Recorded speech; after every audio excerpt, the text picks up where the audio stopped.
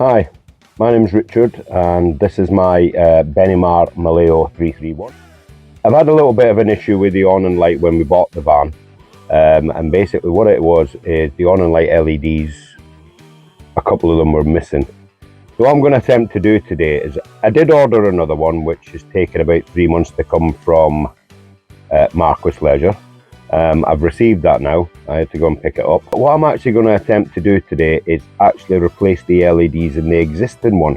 I'm going to try and film as much as I can and show you how I've gone about trying to replace the LEDs. Fingers crossed it will work, and it might save you guys some money in the future. So first of all, just to show you, I've actually received the part. This is the part here. I'm going to open the part up and hopefully we'll be able to see how we can, what fixings are in place, if any, and how it would be fixed to the side of the van. Because we've got to be very careful not to damage the van when we're removing the existing one. So what I'll do is I'll open this, see if there's any screw fixings, because I've never actually, what can I say? I've never actually taken one of these awning lights off the side of a motorhome, so hopefully we should be able to suss out by opening the new one how that will come off. So let's get it all opened up.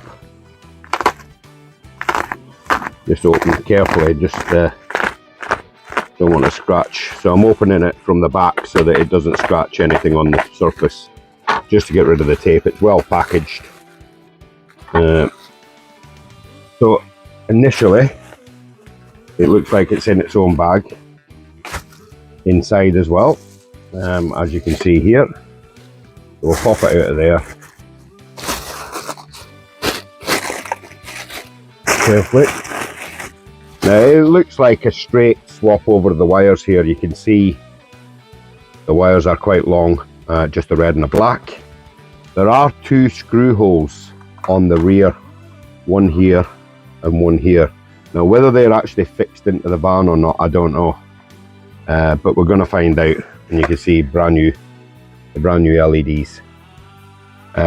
Okay, so let's have a little look into, see if we can actually remove the front cover of this, because obviously you need to be able to access the screws that are on the van itself. So I'll see if it's possible to remove the front cover.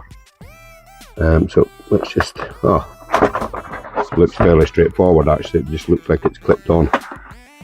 So let's just get fingers in there carefully. I don't want to force anything.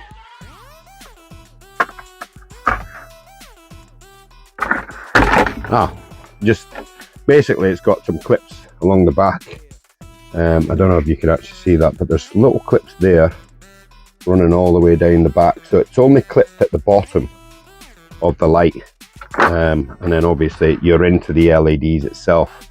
Now looking at the LED panel, I won't have to remove my existing cover. All I need to do is remove these screws and remove it from there. So what we've worked out so far is, as you can see here, if you look at that, you can just see little screws in the actual light itself. So what that actually means is I don't actually have to remove the backing plate. I can hopefully just remove this part and refit that if necessary,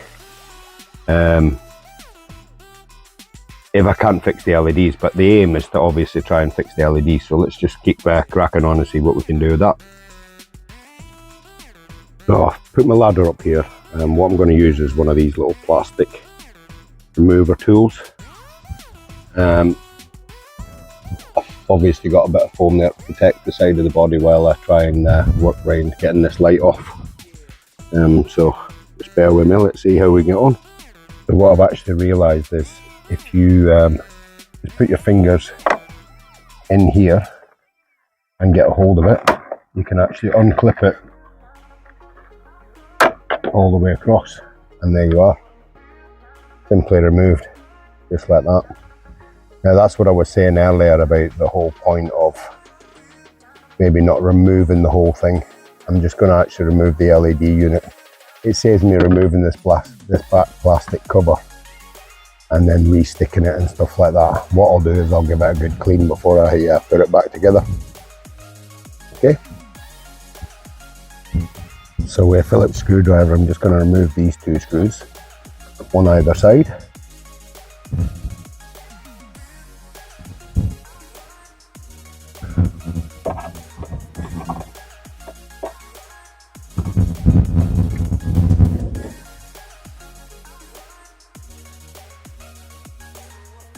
Okay. So actually, in effect, I have actually got to remove the backing plate because I can't get any loose wire out. It's through a bung here, so I'm going to have to remove the backing plate after all. Maybe not a bad thing, at least it shows yourselves and me how to deal with this issue. It has been put on with a bit of sealant, as you can see here. The sealant doesn't appear to be doing a great deal now. I may just put a blob of sealant along that again when I replace it. But now that I've removed it, I'm still not getting any slack, so it obviously needs to, we need to find the wiring in the back and see if we can get the wiring out. You can just see the rubber bung that it's gone through, which is obviously protecting any water ingress. So guys, you can see now that I've got a bit of length on the wire. Now obviously that's going through a rubber bung which is sealed, so just give it a little bit of light pressure, give it a bit of a tug, and it will come out and give you a little bit of length. What we're going to do now is we're going to just cut the wires there, and then rejoin to put in the new one, or if I can't actually replace the LEDs, to replace the existing one. So let's see how it goes. I'm just going to use this cheap cutter and stripper just to do the job. Let's move this. Yeah, just to do the job, and then we should be able to cut the wire and rejoin using that. So now that we've got the existing light out, you can see where I've cut it. What I'm going to do now is, I'm not sure whether that's a screw hole bung right there. You can just see right there, and the same at the other end. So I'm just going to try and remove the little bungs, see if that'll come out of there. If not, we might have to actually prise it open. But let's see how we get on with that. Obviously be very careful if you're using a sharp knife like I am to try and remove the backing cover. This might just be a waste of time, but we're going to give it a go anyway. Carefully going round the back of it. Right, it looks quite difficult to get into, so what am I going to try and do is get a heat gun and see if we can heat this area up. If we can do that, maybe it'll come apart easier. I'm guessing that it's actually glued into place along this edge. You can just see like a white edge here. I'm guessing it's glued into place. I'm going to give that a go and let's see how we get on.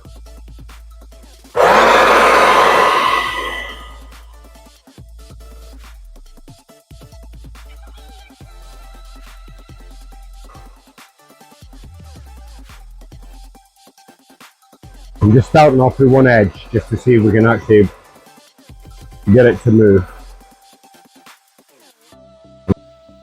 That I decided to forget about trying to remove the LEDs off the other one for the time being. I just wanted to fit the new one, and I'll go back to that. So this is the reason why we're moving on from here. So this is my little box of heat shrink. You need that to cover the solder joints. When you get that sorted, you just simply slide it on over the wire, keep it out of the way well, back out the way while you do your soldering, and then you can bring that back over when you come to when you get the joint made up.